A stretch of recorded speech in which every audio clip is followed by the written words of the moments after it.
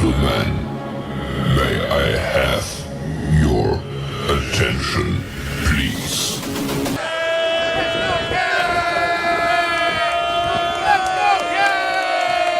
The show starts in 3, 2, 1, go.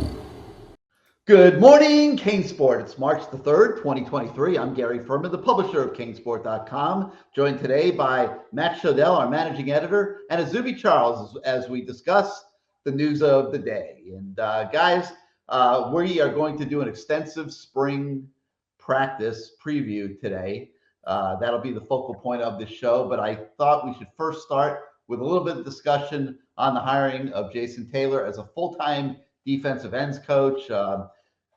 We reported about a week ago that the departure of Rod Wright was designed to pave the way for this to happen. The Miami Dolphins were trying very, very hard to get JT to come there, but in the end, he chose to stay at the college level, work with the young guys in this program, be part of the solution for Mario Cristobal as he heads into year 2.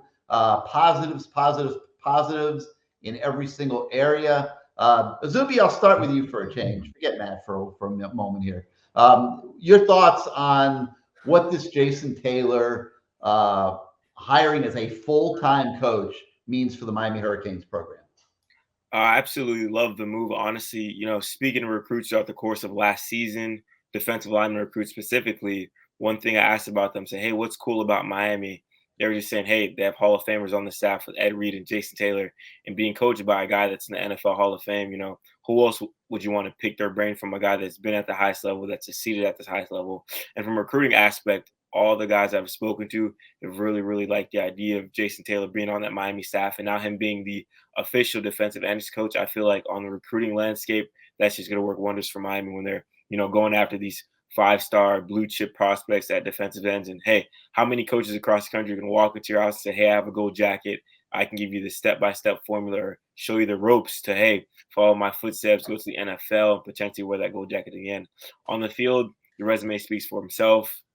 Over a decade long in the NFL, playing, at the highest level, producing at the highest level. So obviously he has some knowledge to share with the players at Miami now. And on the recruiting show, just bringing in the top guys and just keeping that, healthy flow of incoming guys like Ruben Bain, Jaden Wayne, top prospects coming into the program. Just teach them his way. So potentially, hey, they go to the NFL and end up with a gold jacket just like Jason Taylor. So I love the move from the field aspect and on the recruiting trail. Well, Matt, I did the right thing. I gave the microphone to Izubee first. I'm not sure you have anything much to say after all that, but feel free to take a shot at it. Yeah, Izubee's exactly right. Jason Taylor has a great track record developing defensive ends at top programs as a defensive line coach over the last several years. He's landed numerous 5-stars as a defensive line coach for the last several years. He's way better than Larry Johnson. Let's say analyst. Correct. Why is everyone anointing this guy the greatest coach ever? Like Larry Johnson at Ohio State is the best defensive line coach. JT's got to prove it, man. You got to prove it.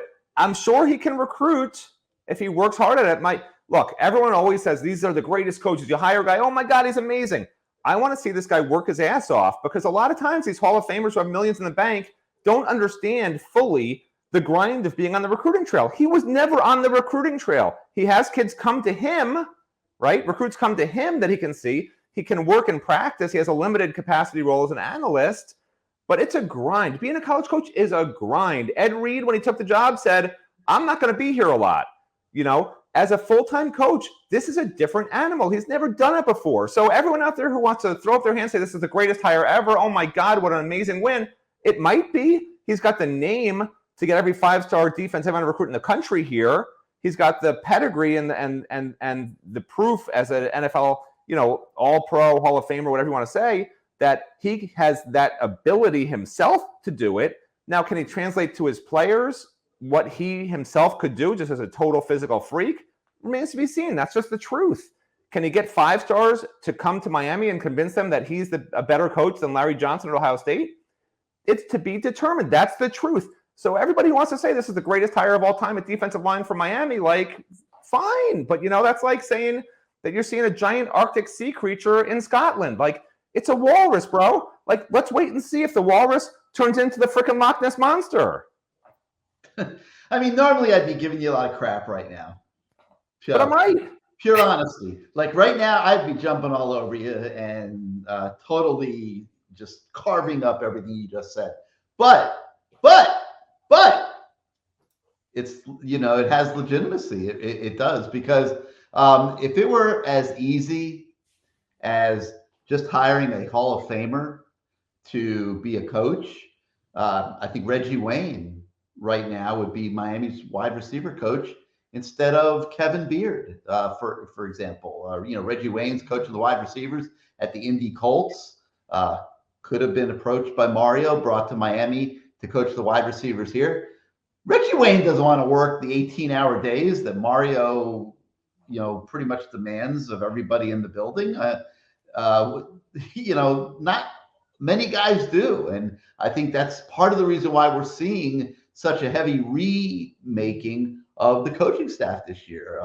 Maybe not everybody was on board with the expectations of being a coach at Miami. I know Mario wants a bunch of werewolves that are going to recruit like maniacs and coach with the same mindset. So it is not a slam dunk that Miami's defensive ends will be the best coached in the country. But I do like the hire. I do think that Jason Taylor has shown that he has a passion for coaching, and I think that gives him a chance to be a really good defensive ends coach for the Hurricanes.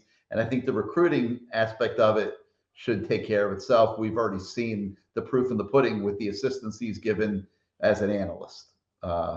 So all in all, I think we're all in agreement, a win-win-win-win hire for Mario Cristobal and the Hurricanes. All right, for the rest of the show, let's shift gears. We got spring practice starting on Saturday morning, and we've been previewing it for several days, and I thought we would take the rest of this show to talk a little bit about what we are looking to see in spring practice. Now, I'm going to qualify something here. We do not have a complete injury list, okay?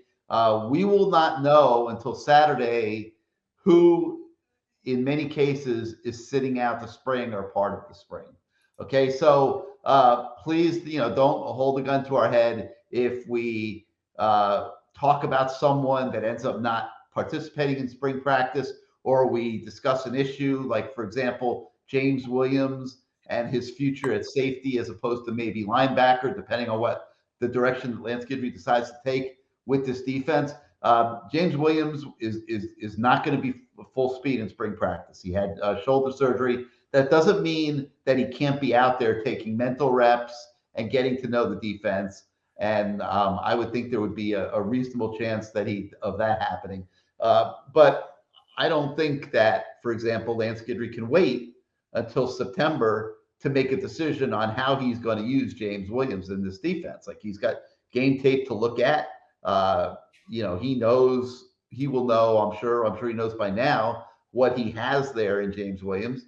And when we get to the safety position, you're going to hear us talk about how there's going to be a premium this spring on developing backups and guys that can contribute because of the way that Lance Guidry schemes on defense. So just wanted to throw the qualifier out there. We do not have injury reports on everybody on the team. So we could make, some small, mistakes, you might call them, in some of those situations. But guys, let's start at the quarterback position. And I think everybody is pretty clear on what they're looking for. They are looking for Tyler Van Dyke to, from day one, get back to being Tyler Van Dyke and Shannon Dawson's offense. Matt, you have studied this extensively from every single angle. Give us your thoughts on Tyler Van Dyke coming into the Shannon Dawson offense and what you're expecting to see this spring. He'll look good. Come on, man. We don't have time for this today.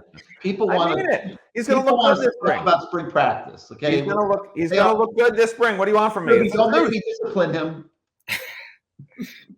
Maybe Matt run laps after the show. Fans don't need me to say the obvious. So don't say the obvious. These are educated fans watching the show. Other than give us an educated opinion. I mean, other than Stephen Wagner, these people know what they're talking about. So for Stephen Wagner, I'll explain it. Look, Tyler Van Dyke was waylaid by a bad offensive system and by a bad offensive line last year. He was never bad. He struggled, I think, mentally, knowing some of the inadequacies he had. I think when Xavier Restrepo was hurt, that was another punch to the gut for him. They're roommates, and that was his main guy that he was planning to really have as his big play guy. They didn't have a big play guy last year. There was no Mike Harley. There was no Charleston Rambo. There was just a lot of drop passes. They tried different lineups several times. There was no continuity. And then Tyler had a couple of good games and got hurt. And he tried to come back a couple of times, which was ill-advised. And that was basically it for his season. So as long as he stays healthy, he's going to throw for 30-plus touchdowns. There's no reason he shouldn't.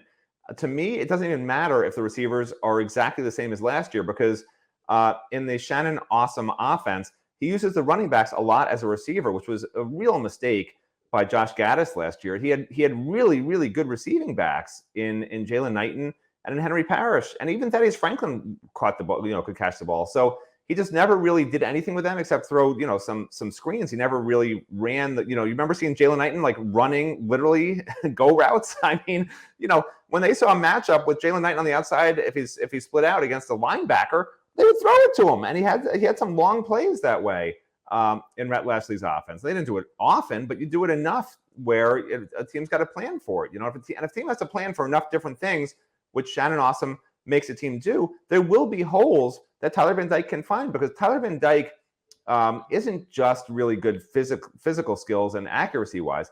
He's a guy that studies. He enjoys studying film, unlike too many of the Miami Hurricanes last season, who you would never see in the film room. There was one point where I think it was Kevin Steele who said that, Cam Kinchens was by himself in the film room. Like, that was an amazing thing that Cam Kinchens did that all by himself. He comes in the film room at 10 p.m. and Cam Kinchens is there. It's amazing. Nobody else is there, just Cam Kinchens, like praising Cam Kinchens. I'm like, no, where's everybody else?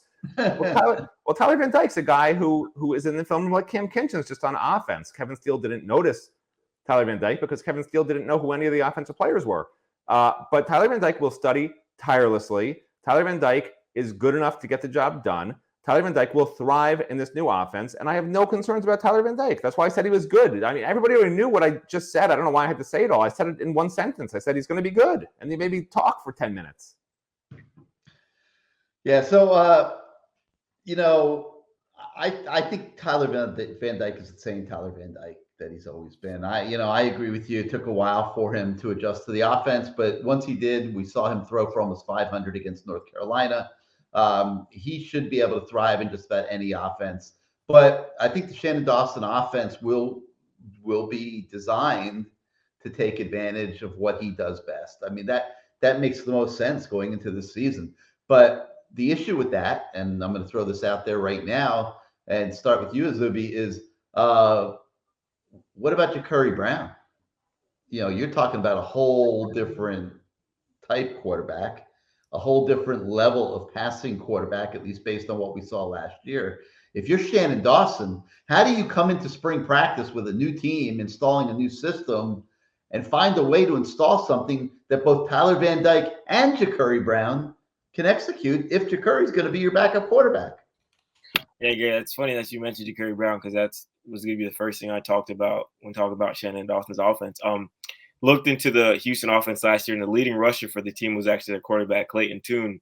So what I'm thinking is, offensive mind like Shannon Dawson, you have a athlete like Jacurri Brown. We see what he could do last year. I mean, obviously, last year he was just running, QB powers down the middle. So I feel like Shannon Dawson come in and create some type of package where Jacurri Brown can show its athleticism rather than just, hey, take this ball and run 2 yards up the middle and see what happens. So really excited to see what Jacurri Brown can do in this offense. And like I said, last year, Houston's leading rusher was their quarterback. So there's obviously some type of, QB draws or QB specific run plays that he's going to implement in this offense. And having a guy like Jacurri Brown is not going to, be anything bad that you got to worry about with that. So I feel like that is a great viable option for him, for Jacurri to come be that explosive guy when we might need some, a little different look on the offense side of the ball. And with Tyler, I feel like he's gonna, flourish in this offense. Honestly, with the air raid, like we said, under Rhett Lashley, a similar kind of offense. That was when we saw Tyler Van Dyke at his best. So I feel like with Shannon Dawson coming in early in the spring, get the little kinks out the way, break down the playbook a little bit, and we're really going to see, Tyler Van Dyke that we saw the first go around when he was in Miami. Okay, so I hear you. So you put in running packages for Ja'Cory to come in the game and execute some of the plays that Shannon Dawson executed with the quarterback at Houston. Sounds great on the surface, but Matt, what if you're diminishing the explosiveness of your offense by taking Tyler Van Dyke off the field? What's more important?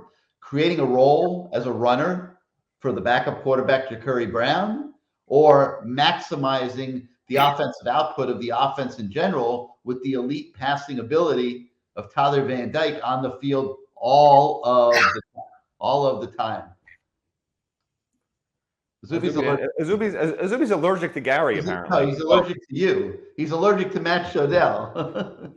So, look, there's about as good a chance that Tyler Van Dyke gets $1 million offer from some other program and leaves in the May window as, Ja'Cory stealing reps from a guy who's doing really well, because if Tyler's in the game, he'll do really well. And guess what? It's not out of the question that if some top program loses their quarterback, somebody through back channels will be throwing some money Tyler Van Dyke's way. This is what's going to be happening in May. Everyone I talk to says May, the portal is going to be ridiculously crazy with top talent versus the December one, which is just guys being kicked off teams and then a few guys who are actually decent players that are in there. And Miami grabbed a couple of them that I consider free agents anyway. But listen, it's not to stoke fear into people that Van Dyke's going to leave. There's no sign he's going to leave, other than the fact that you and I both know that his dad would be very happy if he can get a 7-figure NIL deal somewhere. It's not here right now, at least. But if Tyler is functioning as well as I think he will in this offense, I could see maybe a 3rd and 1 goal line type thing for Ja'Cory. But I don't know why you would take Tyler off the field. I mean, Gary, you're talking about letting him not just run up the middle, but do other stuff. Ja'Cory showed last year that he really can't throw the ball in games and couldn't throw it in practice particularly well either. But you have to be very hesitant because how would you feel as a fan? We're reporters, but how would you out there in the YouTube verse feel as a fan if they bring Ja'Cory in on 3rd and 3 and, the defense is stacking up just because they know he's going to run it because he doesn't throw real well. And then he tries to throw it and throws an interception, Why would you take Tyler off the field in that situation? Because Tyler is an excellent quarterback. Remember a year ago now, we were talking about Tyler being in the race for the Heisman. A year ago now, we were talking about Tyler being one of the top 10 quarterbacks in the country. So it doesn't magically get worse. Nothing's ever as bad as it seems. Nothing's ever as good as it seems. Tyler is an outstanding quarterback, and I expect him to be as good as he was 2 years ago and as good as he was once Josh Gaddis sort of got out of his way a little bit and against a couple of bad defenses last year, and he really lit it up. Now we're talking spring practice here, and I would propose that one of the keys to spring practice is improving Ja'Cory Brown as a passer. We learned last year very quickly, you got to have more than one quarterback. You never know what's going to happen. And this team has a shortage of quarterbacks right now with Jake Garcia leaving, Peyton Matocha leaving. You've got Ja'Cory Brown as the backup starting spring practice, and then you've got the true freshman Emory Williams sitting over there that we'll talk about in a minute. But I think developing some passing skills of Ja'Cory Brown, working on his mechanics with a new coach now in charge of him is one of the premium elements of spring practice. And I'm going to be watching that very closely. Can Shannon Dawson improve Ja'Cory Brown and make him more of a threat throwing the football to where if he has to go in the game, you don't have to run a watered down offense like they did last year. So that'll be something to watch. And by the way, don't be surprised if Ja'Cory and the true freshman Emory Williams don't look particularly good. Don't be surprised if Miami tries to chase a quarterback in the portal because, like Gary said, you can't survive with a guy who was hurt for more than half of last year. You've got to have a guy you can rely on behind that. I just don't know what kind of quality to be able to find in the portal. That's the question. It sounds really good. Oh, just go get a quarterback in the portal. But what top quarterback wants to come and sit behind somebody for a year? Yeah, no, it wouldn't be a top quarterback. It would have to be a young quarterback who would know that he would come in, compete to be the backup, probably win the backup job, because in a situation like that, they wouldn't be happy with their backup, and then would have the lead in the competition going into next season if Tyler Van Dyke goes pro as expected. So you're throwing away this season. You're fine with throwing away this season. I agree with you. Not at all. If it's a free agent, I'd rather take a young free agent than an old free agent. But my feeling put him ahead of Tyler. Is that what you're saying? No. My feeling would be if they want a capable backup to Tyler, you're not going to take a redshirt freshman from some other program who's a former 4 or 5 star because you don't know. You're not going to get an older guy because those guys. You take a guy who's had some start. There's so many schools where guys have started games and then been backups and started games. That's the kind of guy who's your 4th quarterback who has some experience. Otherwise you're just sort of looking at what we had last year, where it's sort of a guessing game, and you could shake your head all you want, Gary, but a guy who's never been in a game before, it's a little difficult for them sometimes. But you have to be realistic. A guy that has been in games before, that's a veteran, is not looking to come here to be the backup. He's looking. Correct. That's what I just said is the problem. He's looking to go someplace and be the starter, which is why I'm saying that if you're going to get a quarterback in the portal in May, it probably figures to be a young guy who's coming here to get an edge on the competition. But the problem with that, is who are you getting, and are you better off just getting?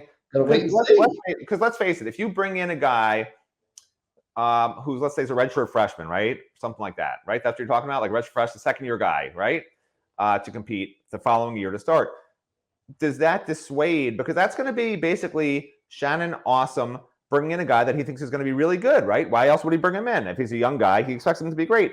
Does that dissuade recruits in 2024 at quarterback from coming? It's a whole snowball effect, everything you do with this stuff. Whereas if you take an older guy somehow, a journeyman, they won't come. But if you could pay him $500,000 to come for a year and he knows he's not going to the NFL anyway, and he's had some decent games somewhere else, like, to me, that's the guy you bring in for 1 year if you realize these 2 other guys aren't ready, just in case. If you think you can have a really good team this year, but if Tyler gets hurt, it all goes to hell.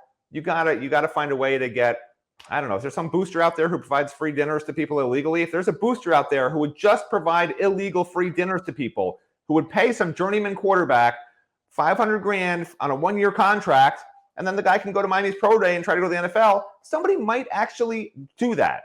Okay? Don't call me crazy. Someone might do that. All right. So where's Emory Williams in all this, guys? This is a kid that has very good passing skills, probably coming into the program, and this is going to be something to watch very closely on day 1 on Saturday. Okay.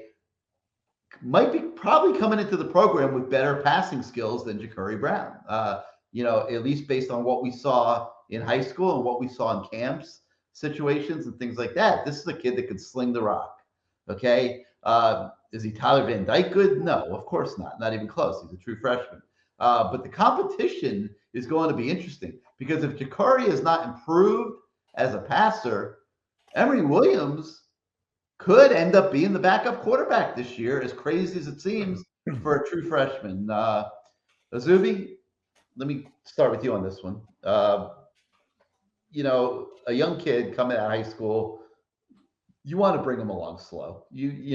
I know some guys going to college and immediately play. They're freaks and can do it.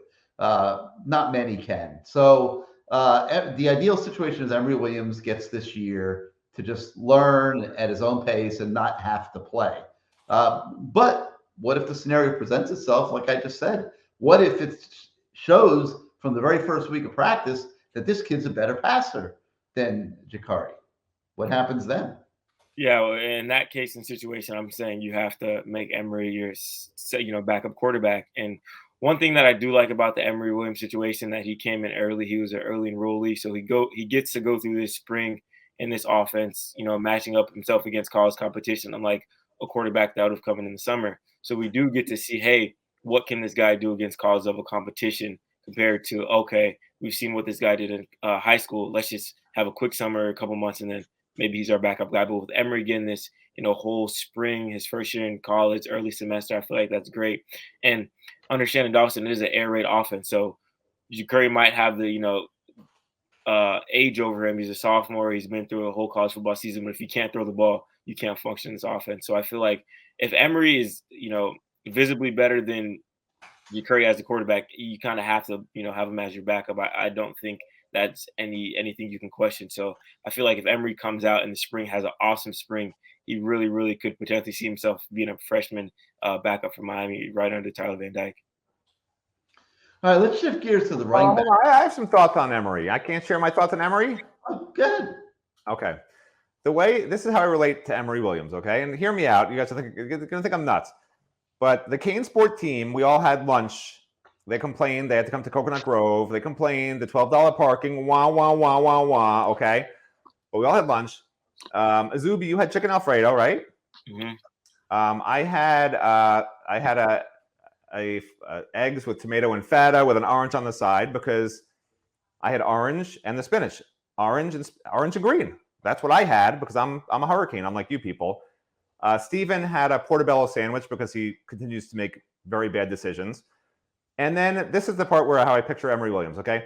So Gary ordered Nutella French toast. I picture Emory Williams like the Nutella French toast. First of all, I don't know why Gary got that for lunch. That's a little scary. Hopefully this isn't news to your wife that you're ordering this stuff for lunch.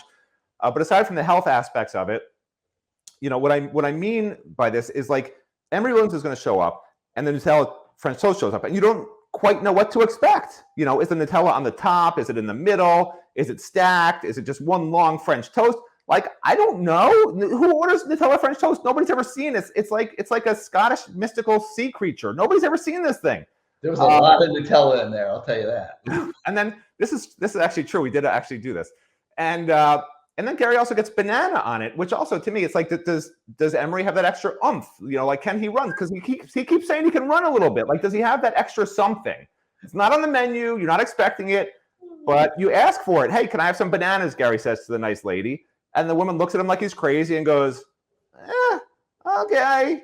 And so Gary got bananas. Like, listen, I don't eat Nutella without bananas, right, man. And I'm not done yet. And then we're going to find out if Emory Williams can pass as well as Gary Ferman passed gas after eating that giant Nutella thing and licking the plate.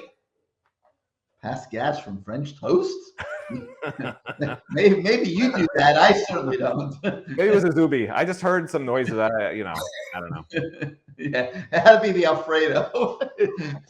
No, or that portobello mushroom thing that Stephen Wagner was doing. What is first of all, it was on multi-grain bread. I'm like, Stephen, like, what do you do? I assume he's training for a fight he thinks he's going to have with me, because why else would you order something like that? It doesn't make sense to me.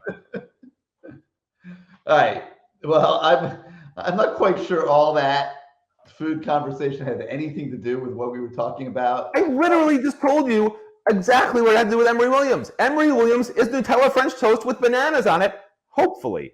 So listen, you put it all together, and it's going to be very interesting to watch the quarterback position, just because of all these different elements. How's Tyler going to look in the new offense? What's Curry going to be like with a new coach? How's Emory Williams going to be coming out of high school? A lot to watch at quarterback, and that's going to be one of the more exciting things about spring. Now, switching gears to running backs, guys, I'm going to be honest with you. I don't know what. Oh my God, we talked for 30 minutes about the quarterbacks already. Yeah, well, we're not going to talk for 30 about the running backs. Nobody wants to hear 30 minutes about anybody. All right, but I'm just saying, like, we're not going to talk that much about the running backs because we don't know what the heck's going to be going on out there in spring practice. I mean, it's going to be very, very few healthy running backs is what I think. Very few healthy running backs. And we don't know how healthy Henry Parrish is right now. We don't know how healthy Don Chaney is right now. We don't know how healthy Trevante Citizen is right now, what he's going to be able to do, if anything. We know Trevante is not. I know Trevante is not healthy. Right, he's out. Right, he's probably out. So, yeah. But I don't know if he can do some light work or stuff. We'll see. But probably out. So it might just be Parrish and Chaney, assuming Chaney is fine, which most people seem to think. But they keep the lid on this injury stuff so much. It's like a HIPAA thing and blah, blah, blah, blah, blah. Like, even sources don't want to talk about injuries. I mean, I got a little bit of an injury list, with Zion, Citizen, LT, Messidor, Flag, Jafari, James Williams. Those are the names that I've heard are likely to be limited this spring, but there's going to be more. And, this was, we'll have to just wait and see. Some of these guys, they are they're in the training room. They get better quick. They can run around sooner than you'd expect. So we'll just see. Yeah, so it would be silly for us to talk a lot about the running back position right now. Let's see what it looks like in the first couple days of practice. We'll talk more about it next week.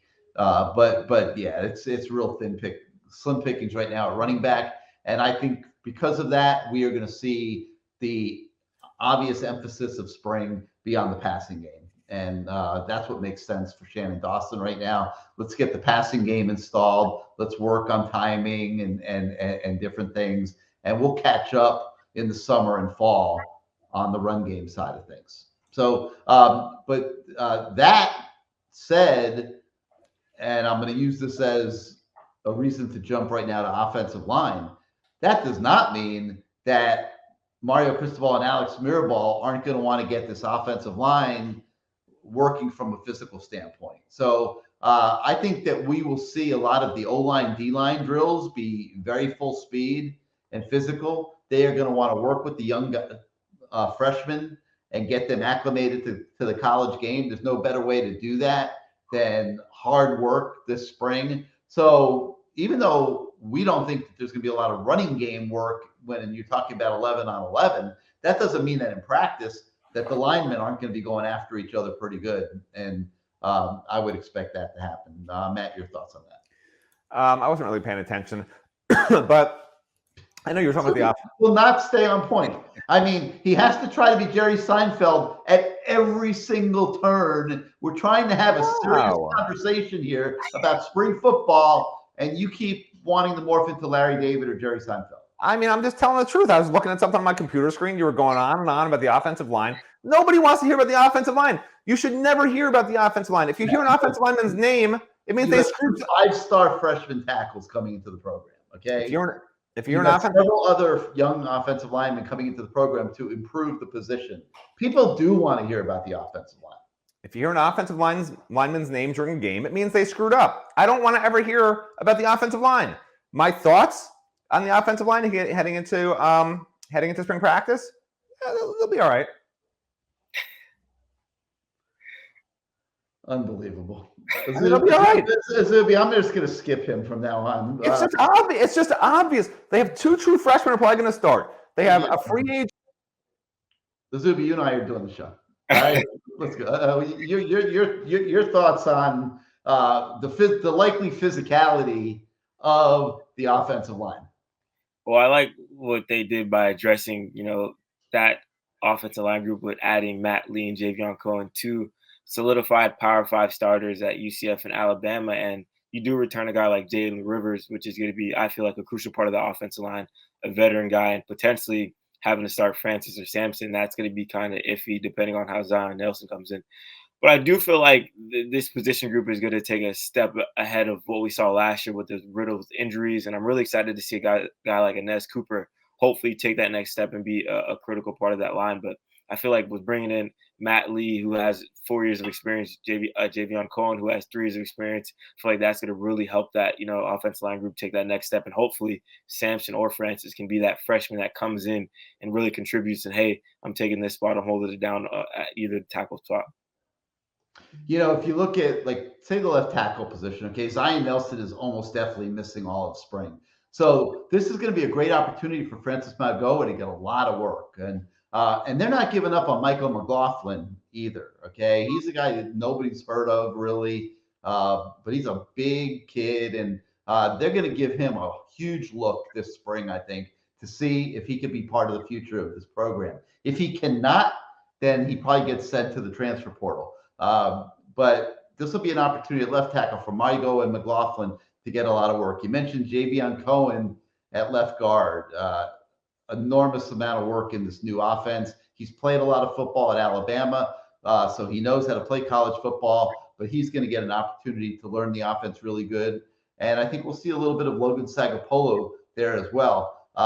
Matt Lee is an established center. He gets to come in, get a lot of reps, learn the offense, but they have to find a backup. Is it going to be John Dennis? Is it going to be Antonio Tripp? Is it going to be Ryan Rodriguez? If it's not, I think you're going to see Ryan Rodriguez. If he can't get to the second team in the spring, you might see him head to the transfer portal in May. Right guard, Inez Cooper, Jalen Rivers, should be one of the best competitive situations of spring practice. Should be an enormous competition there. If Lawrence Seymour is the odd man out, maybe he gets sent to the transfer portal in May as well. Osman Traore is another guy that'll be in the mix there. At right tackle, Samson Okonola going to get a lot of reps. But remember the name Matthew McCoy. This is a young guy that they are going to want to develop this spring. You might see him flip between a couple different positions. He is somebody they are very, very, very high on. So we're expecting him to get a long look along with Frankie Tinalau. I am not sure where Chris Washington is going to fit in. He's another one that I would watch as a potential transfer portal guy after the spring. All right, we're going to give Matt another shot here. We're putting them to the outside now. Izubee, you're in chair number 1 for the rest of the show. But so Matt, will you please stay on point? We're trying to talk about spring practice without this being a 2-hour show. You know, it'd just be nice if you sort of cut some slack to people with ADD. It's, quite honestly, I'm going to be reporting you to the. Is there some sort of organization for people who hate people with ADD? Because that's what you are, Gary. You're an ADD hater. All right, so that's offensive line. Let's move on and let's talk about the wide receiver position now. Obviously, Kevin Beard coming into coach. Matt, we've seen Kevin Beard coach here before. Your thoughts on what kind of impact he can make at what is a wide open wide receiver group and room? Look, I'm a big believer that talent trumps coaching, and that coaching can only screw up talent, So if Kevin Beard can recruit really top guys, then he's doing his job. Because let's face it, the job of these Miami coaches this year, as much as it is to teach guys discipline on the field, the new system, how to run plays, how to run routes correctly, ultimately the level of talent at Miami virtually across the board is below what it needs to be a national championship winning team, way below what it needs to be a national championship winning team. So you can point to all these coaches and say, oh yeah, now this year everyone's going to be so much better. Maybe like the best coaching staff in the country could maybe get a win or two more than an average coaching staff with a particular group like Miami. Maybe a little more than that, but not much more than that. You need to have top players. You need to have players who just are physically as good or better than every opponent that they face. Or you're going to be in dogfights fairly regularly. And in this case, Kevin Beard will be blamed for having a wide receiver group that's not particularly good. He won't be blamed if they can go into the portal in May and grab some top guy from somewhere and give him a bunch of cash and bring him on board, because there's no number one receiver I see on this team. The only bright spot that I think there is right now is that Shannon Awesome's offense loves to feature the slot guys. There was 2 guys that line up a lot in the slot last year, and those were the 2 leading receivers by far on Houston's team. And in Miami's case, you really have some problems with the outside receivers just being very inconsistent last year, and no real signs that they're going to be all of a sudden that much better. Maybe we'll see something different this spring. Who knows? But the slot guys are right now the strength of the receiving core, especially with the 2 young guys coming in who are just blazers, the 2 true freshmen. So, and then obviously you have Restrepo back, and Rashard Smith is, still good enough. He's a pretty explosive player if you get him in space. So I think that can help a bit with the wide receivers.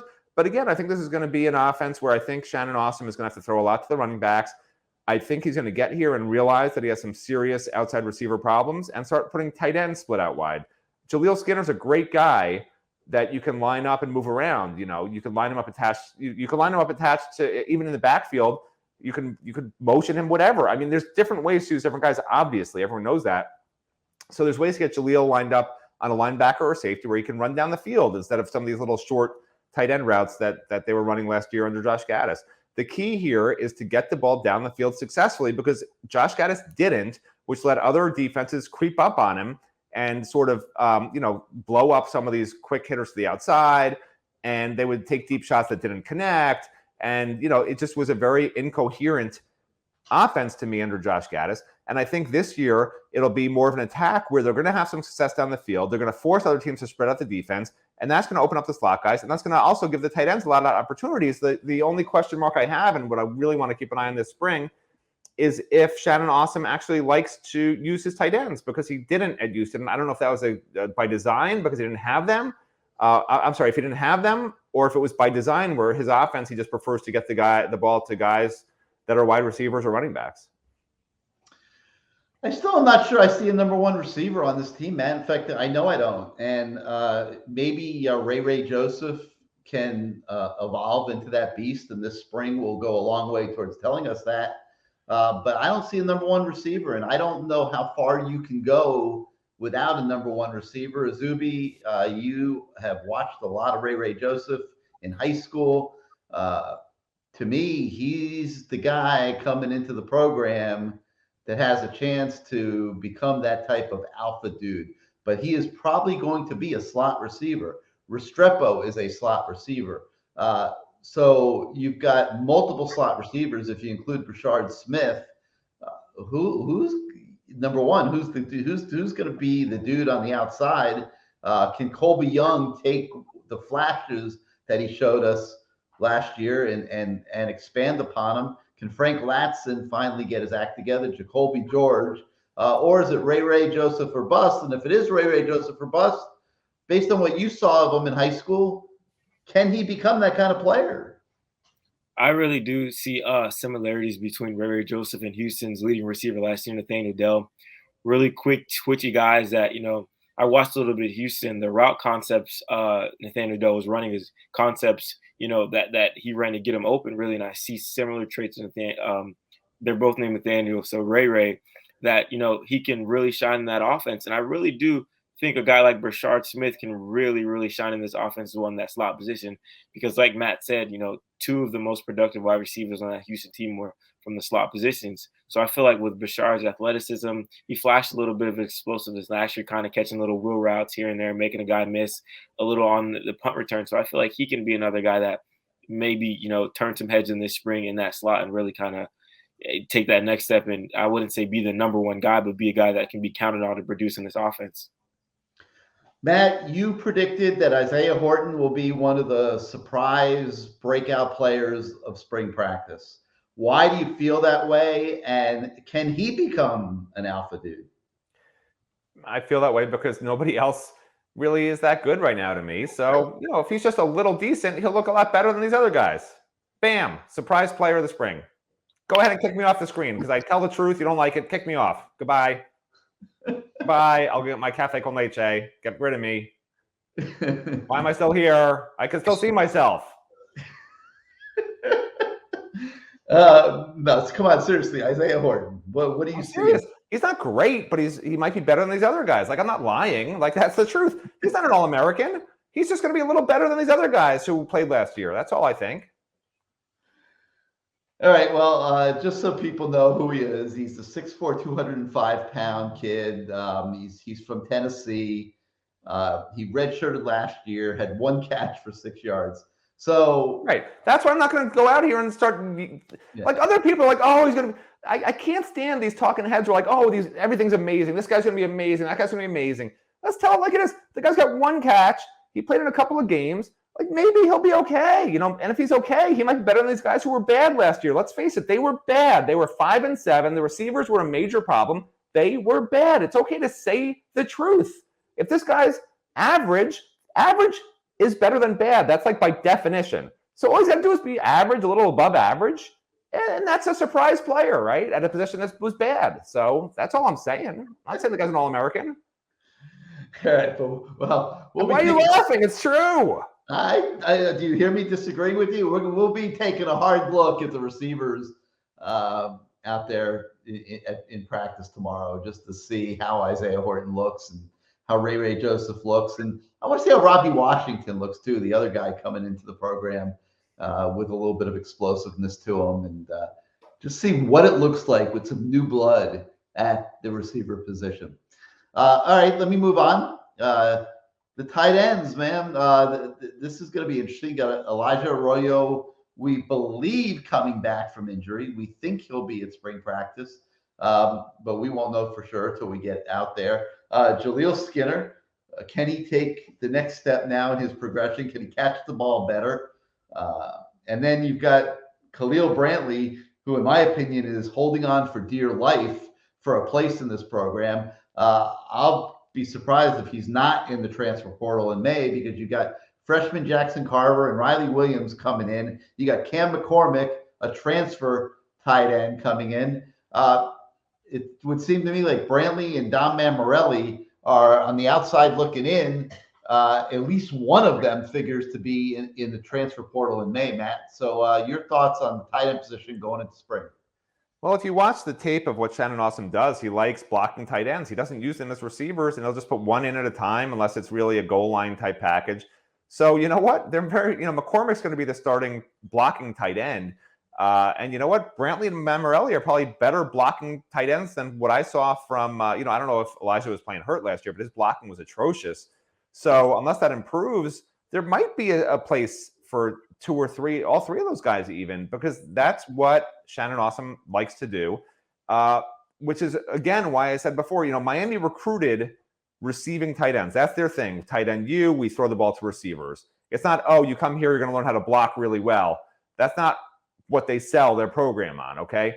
So if this new coordinator comes in and all of a sudden these tight ends are just basically being taught how to block constantly, you're going to see some transfers out of this freaking program. So he better find some room in his playbook to do something he didn't do at Houston and really get the ball to the tight ends. And he should, again, like I said, the outside receivers aren't good enough. These tight ends, he's smart enough to know he can get matchup problems with defenders or cause matchup problems for defenders with these tight ends. I don't see why he can't use these guys as major weapons, as blockers and receivers. It's going to be different personnel doing both because, unfortunately, from everything I've seen, Jaleel Skinner can't block.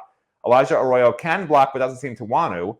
And then you got these three guys who are basically blockers and can't receive. So I don't know that, and you got a couple of freshmen coming in. So I don't know that you want to carry 7 tight ends necessarily, but they may need to this year if the outside receivers aren't good enough.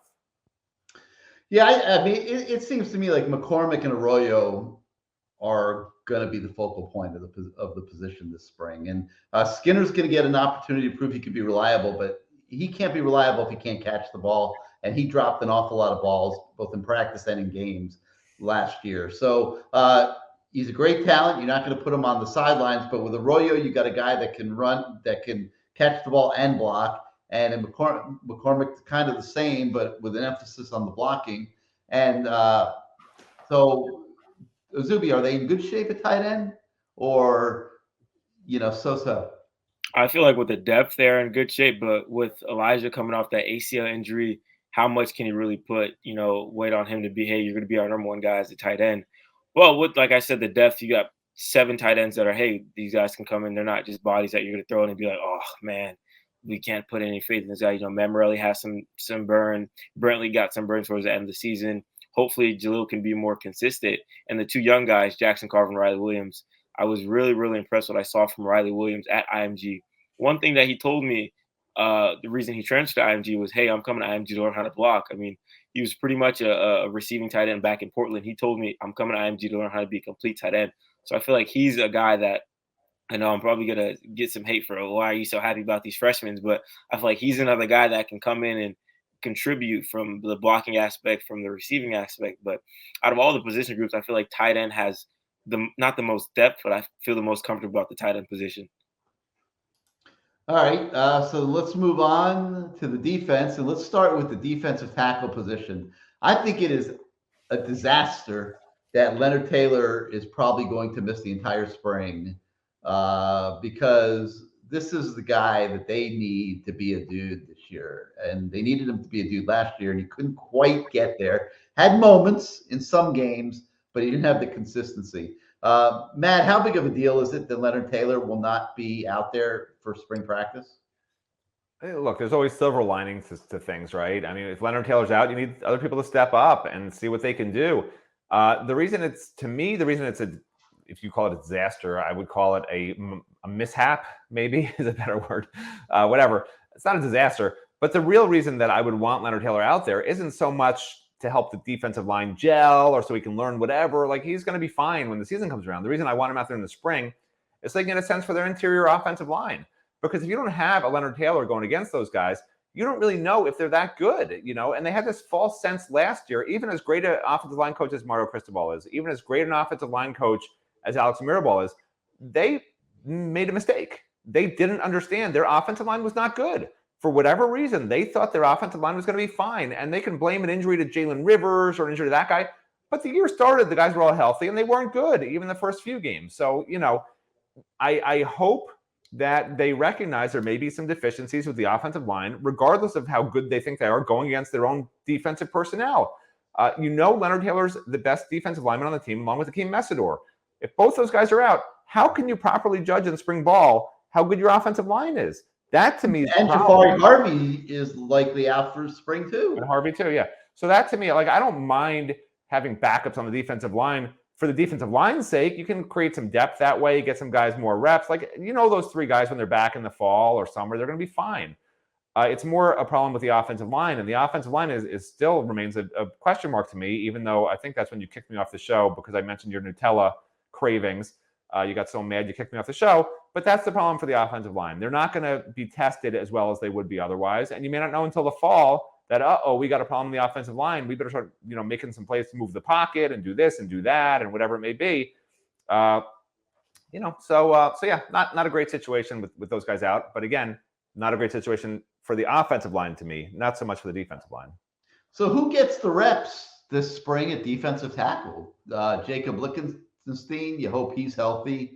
We don't know for sure. Branson Dean, the transfer from Purdue, he'll get a lot of looks, I think. Jared Harrison Hunt will certainly get a lot of looks. Thomas Gore, Ahmad Moten, those are the guys. Yeah. It's a little underwhelming to me. I'm kind of surprised they didn't. Yeah, I mean, Messidor can play inside, but he'll be out, you know. So yeah, there's not much. Horton didn't come early, so yeah, there's not a lot of numbers there. It's you know, this is spring ball. The spring we've seen springs before where they've had two healthy running backs, right? Wasn't that right? Two healthy scholarship running backs. I think it was maybe even last spring, but it happens at different positions, and you work your way through it. They're going to have to just figure out ways to sort of get a sense for what they've got, you know. But listen, having Dean and Gore isn't the end of the world because those two guys may need to play a lot. They just may have to get a lot of reps this spring. That's all. Izubee, you at all concerned about defensive tackle? Is Miami going in the portal shopping for more depth in May? I think they should. I'm not saying 100% hey, bring in a guy, but because you brought in two guys in the first portal window. But I feel like if you go through the spring and you're kind of, you know, scratching your head a little bit to, hey, we're going to get, you know, enough production out of these guys, it won't be a bad idea to look at the portal. But I fully do believe this upcoming season will be a really good season for Leonard Taylor at that tackle position, and as well as, you know, some of these other guys too. But this group, I'm not as confident as I would say as the other groups. But yeah, I'd have to say really look into that portal in the next window to maybe bring in some insurance guys for the D tackle position, because losing a guy like Daryl Jackson, he wasn't the, you know, consensus All-American type of guy, but he did have experience. He did produce a little bit when his time was called. So losing him was a big, you know, not nail in the coffin, but a big loss for the Hurricanes. So this position group does give me a little bit concerned. All right, no shortage of guys to compete at defensive end. I mean, Messidor's out, but you still got Ruben Bain coming into the team. You got Cyrus Moss going into year 2. You got Nigel Lee Kelly, Chance Williams, Colin Jachimapong, the freshman. So there are guys to compete at defensive end. Matt, what are you looking for at that position going into the spring? Well, it'll be interesting because you do want to sort of get a sense of, you know, good on good, 2v2s, see who's doing what. Mixing and matching is going to be happening on the offensive line. You want to do the same on the defensive line, you know, if you have enough depth. At defensive end, you know, I'm particularly excited to see Nigel Lee Kelly. I would have to think, you know, year 1 to year 2, usually you make a pretty big jump. And he looked okay. You know, he looked okay last year. I'm also excited to see Cyrus Moss because we already know the guys that are returning. You know Messidor is going to be good. You know, Jafari Harvey is going to be good. You know, and you're excited to see a Ruben Bain, of course, and maybe some of the other guys. But, you know, a Nigel Lee Kelly and a Cyrus Moss, guys who are going into their second year, you get a sense now for if they're going to be really, really good by year 3, by year 4, because if they haven't made much progress, if Cyrus Small still looks like a stick and is getting shoved all over the place, if Nigel looks the same as last year and really not that much different, like that's not a great sign. But if these guys show some progress, show some explosiveness, like back in the day, they used to have to actually practice without Warren Sapp, like he was hurt. They'd have to leave him on the side because they couldn't run a play with him in practice. I want that kind of thing to be happening once in a while with some of these guys, where that defensive end is just so dominant in a scrimmage or an 11-on-11 that they just say, "Listen, you're out for the rest of the day. Go take a shower. We can't run an offense with you in there." Those are the kind of dominant performances you want to see, and maybe some of these guys have that. That's the key. You want that championship level of play, and we already know this offensive line. Other than maybe Javion Cohen, isn't a bunch of world beaters. Matt Lee was at UCF. He played a lot there, but let's face it. I mean, he's undersized, just really gets by with his smarts and toughness. It's a real tough guy. And then the other guys, you got 2 freshman offensive tackles. You got Jalen Rivers, who's okay, but you don't look at this offensive line and say, wow, we're stacked. So it's going to be probably 4 new starters this year on the offensive line, unless Inez Cooper and Jalen Rivers both find a spot somewhere to start. So with that said, I would love to see some of these defensive ends just dominate, because the offensive tackles, Zion Nelson's going to be out. There's no reason these defensive ends shouldn't have their way all spring. There should be 1 or 2 defensive ends where they got to just say, go take a shower, you're done. Because these are not offensive tackles that should be ready for that type of engagement, in my opinion. All right, Charlie Strong is gone as linebacker coach. You got a Florida State guy, Derek Nicholson, coming in. Mario deviated. He was hiring Miami guys for some of these other spots, but he went and got a Florida State guy at linebacker, and Derek Nicholson comes in here with a lot of accolades, and he's got a lot of work to do as well at this position. Corey Flagg is going to miss the spring. That means it's going to be the Francisco Mayagoa show at linebacker, I believe. Wesley Basaint obviously is going to get an enormous amount of work. But we talked about guys that might come out of nowhere this spring. And one of the guys that you and I both agreed upon was Chase Smith, a very talented kid. He hasn't really busted out yet. A lot of people thought last year was going to be the year. This is a big spring, Matt, for Chase Smith. Yeah, Chase Smith reminds me of like Nutella French toast. No, I'm just kidding. Chase Smith reshaped his body tremendously. Like when I saw him last year, I couldn't believe it. It was his head. It was like transformed onto a different person's body. Like if you had the Frankenstein surgeon of modern day could come and just plop Chase Smith's little tiny head on this giant, perfect body. That's what he looked like. I mean, he looked like a linebacker, whereas when the previous year, he just looked like a little guy. So I had high hopes for him last year. I really did, but then he just had injuries and he's never sort of got back. So it's concerning that he's had sort of injuries. What's he been here? 2 or 3 years? He sort of hasn't been fully healthy, any of them. If he can stay healthy, it'll be interesting to see what happens, because, you're not going to be taking Wesley Basaint off the field very often, I don't think. I don't think Chase Smith is a middle linebacker. So I don't know what you do. Lance Guidry has a knack for finding ways to get his playmakers on the field, and I don't think the linebacker position is that good that he should have 3 linebackers out there at the same time, really very often at all, especially if you can move one of your, James Williams in the box or something like that. But if Chase Smith becomes what we think Chase Smith can be, and you need to keep Wesley Basaint out there, maybe this will happen where there are 3 linebackers on the field quite a bit. And let's face it, last year, even though technically he runs a 4-2-5, there were 3 linebackers at Marshall that all, I think, had over 70 or 80 tackles. So it's not like this doesn't happen in a Lance Guidry defense, even though people say, oh, it's a 4-2-5, 70% of the time. No, the linebackers play and they make plays, and he rotates them in, and he will use 3 at a time at times. So I think if there's going to be a lot of 3 linebacker play, Chase Smith will be the 3rd one. I really think Chase Smith's going to be good. Couple freshmen to figure to get a lot of burn are Malik Bryant and Popo Aguirre. But Matt, to me, one of the biggest questions of spring is about a guy that's not even going to be out there at spring because he had surgery, and maybe he does a little walkthrough work or whatever. But when we watch James we watch Lance Guidry defense after he got the job, and we were breaking it down a little bit. And you see the way he likes to utilize personnel. To me, like James Williams in this defense is going to be a scheme guy, not necessarily an all-time safety. And that means he's going to be in the box as a linebacker some of the time. How do they figure that out in spring when James is not participating? Izubee, why don't you take this one? Yeah, I feel like that's kind of something you have to wait and see. I mean, if the guy's not there, there's not much you can, scheme around him with. But I feel like with that, the 4-2-5, like you mentioned, the safety coming down, we saw James play a little bit inside the box last season. He did, fairly well for the time he did spend in there. But I feel like that's kind of a waiting game, and that you have to see when he's fully healthy to kind of mix him in with the linebacker core. But kind of staying on that topic, I feel like Wesley's going to have kind of a Cam Kitchens type of year his sophomore year, where you see him really take that next step. From what I saw from him last year, I was super, super impressed. I feel like whenever he came into the matchup, he kind of was that linebacker that you saw was flying across the field, because the linebackers Miami had last year didn't have as much speed. I feel like Wesley was probably the fastest linebacker they had last year. And I feel like him and Francisco are really going to run away with those two spots and kind of be those guys that hold down and solidify the core of Miami's defense.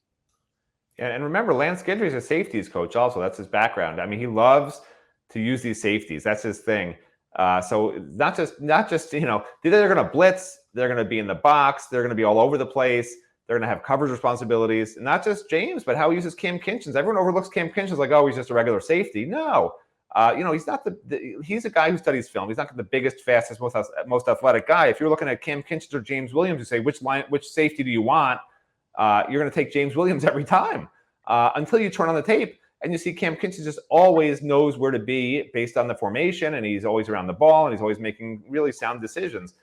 But as hard as Cam Kitchens studies film, and with Lance Guidry's background as a safeties coach, I got to imagine that Cam Kitchens is going to step his game up to even another level, because he's going to be in Lance Guidry's head, texting him nonstop.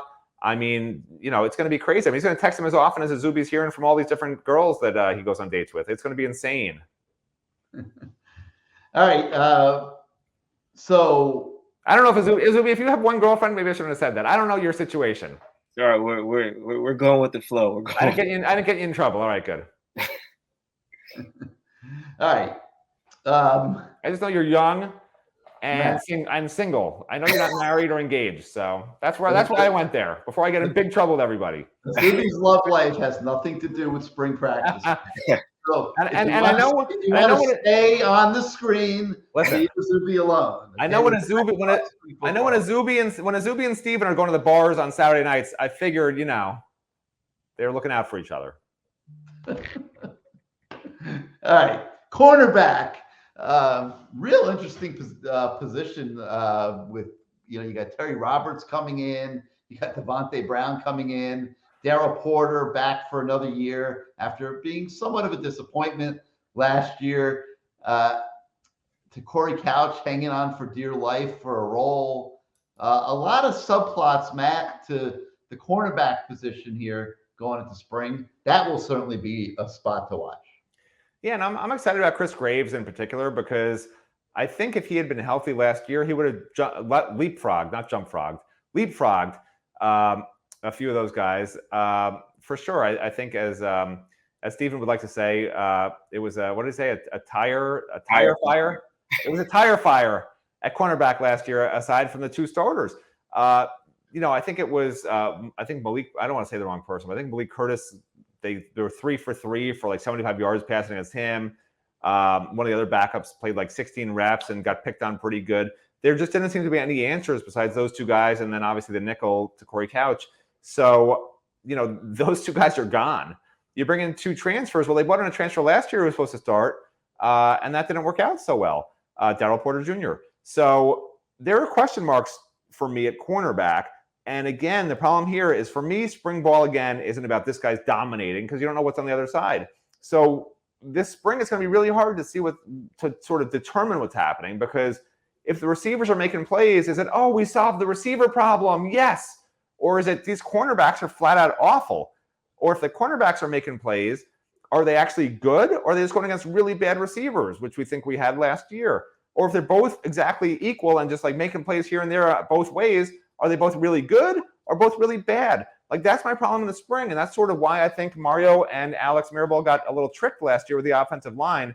Because I'm not sure that they really got a good handle on sort of what the reality was of the situation. Miami had a decent defensive line, but I'm just not, and actually now I think about it, I'm not sure why they didn't know a little more that they had a problem on the offensive line, because they did have Leonard Taylor, they did have Darrell Jackson, they did have Akeem Messidor in practices going against these offensive linemen. I don't understand, now that I think about it a little more, why they didn't have an indication their offensive line was a problem. But as far as receivers versus cornerbacks, yeah, I'm not going to read into it too much, but it would be nice to see some cornerbacks make some plays for sure, because they're going to need it during the season, because Lance Guidry, his whole defense is predicated on aggressiveness, and he will leave his cornerbacks on an island if they're good enough. And if they're not good enough, he can't be aggressive, and that will really be a problem for the defense also, because if you have a coordinator who has to call plays he doesn't want to and be more vanilla than he wants to, that's not going to help anybody. So these cornerbacks have to be decent. He has to find two good boundary corners starting this spring and then move forward into the fall with that. And if not, they got to find somebody else in the portal in May. Izubee, you know a little bit about Chris Graves. You know a little bit about Malik Curtis. This is a big spring for those two young guys. It's kind of like, crap or get off the pot. Yeah, with Chris Graves, I had a chance to watch him his senior in high school, and he's just a really, really athletic guy. And I thought last year, his freshman year, he'd maybe, potentially see some burn, but had some injuries. But Chris Graves is a guy that even a lot of people around the program are really excited about, coming back for his second year fully healthy. And one thing that I really liked about Chris Graves, when I watched, after practice, he was one of the few freshmen that were staying after practice, putting in those long hours, putting in that extra effort to take that next step in his game. And he's somebody I'm really, really excited to see. With Malik Curtis, I feel like year 3, I feel like it's kind of a make or break year this year. I know a lot of people said, hey, can we see him, maybe play some wide receiver, he has speed, or put him on special teams. But I feel like now it's, hey, you're defensive back. I know you're recruited as a wide receiver, but you're defensive back. This is your make or break year. So those two guys, if I choose between one, I feel like Chris Graves is going to have that better second year and really kind of establish himself as a valuable guy in that secondary for Miami and Coach Guidry. All right, and safety, it's a land of opportunity, because with James Williams looking like he's going to miss the whole spring, that opens the door for, Markeith Williams, Caleb Spencer, Brian Malum, all these guys to really get engaged in competition and prove that they can be contributors on this team, which is something that nobody has done at this position other than Cam Kinchins. Matt, you at all concerned about safety? There's depth concerns, but not starting talent concerns. Let's face it. As bad as the offense was last year, it just made people forget that the defense just wasn't even that good either. The total defense ranked number 64 in the nation. I think that's out of 131 teams, maybe. So maybe somewhere in that upper half, but barely. Passing yards allowed ranked 79th. Rushing defense number 54. Team passing efficiency defense number 101, one of the worst in the country. Turnover margin tied for 90th. Scoring defense tied for 66. Like, there's no good numbers on defense. So everyone, for some reason, people focus on the offense being so bad. The offense, total offense, they were really bad. The passing offense was actually 59th in the country. So the passing offense for Miami, for those of you that think that was good, 59th, it's about the same as the rushing defense for Miami last year, ranking wise, 59 versus 54. So there's work across the board. Like, people seem to think that because you got Leonard Taylor and Akeem Messidor and James Williams and Cam Kinchins, like, this is going to be a great defense, but they're coming from not a great place on either side of the ball. That's what happens when you're 5-7, right? It's not like only the offense was bad. It's just the offense was so bad that people forgot about the defense. If the offense was actually good, people would have been complaining about the defense all last year and calling for Kevin Steele's head like they called for Josh Gaddis's head. It's just Josh Gaddis took the brunt of it because his offense was so much worse than the defense. But there's issues all over the place, and safety depth is a major problem. All right, so you sum it all up, and what you're seeing is there's going to be a lot for us to cover at spring practice, and we will be getting after it every single day for you guys that are with us here at CaneSport.com. If you like this show, you like our YouTube channel, hit your subscribe button. Nobody's watching, Gary. Just end it. It's an hour 9. Just end it. I know, but just hit the button. Hit the for button. those of you that are still watching, okay, hit your subscribe button, hit your like button. It helps us with the algorithms at YouTube. And more than anything, make sure that you are a subscriber to CaneSport.com. Oh, shoot. Izubee, Gary forgot to hit the record button. We got to start over, bro. Sorry. Can you imagine, man? Oh, my God. Sorry, Izubee. You got to start over. Can you imagine? But yeah, make sure you're a subscriber to CaneSport.com so you can get all of our coverage. The last thing I will throw out there is Junior Day is also aligned with the first practice. So there will be a ton of recruiting coverage over the weekend, and our whole team will be all over that as well. So for Matt Shodell and Izubee Charles, that's going to do it for today for Good Morning CaneSport, aka our spring practice preview show. We'll be back Monday to talk about the first day of practice and Junior Day. We're also planning to have Steven go up to the Under Armour Orlando camp this weekend. So it's going to be a grind, don't stop, team, no sleep for us at CaneSport. But we'll have a lot for you on the website over the weekend and Monday morning. So have a great weekend, everybody.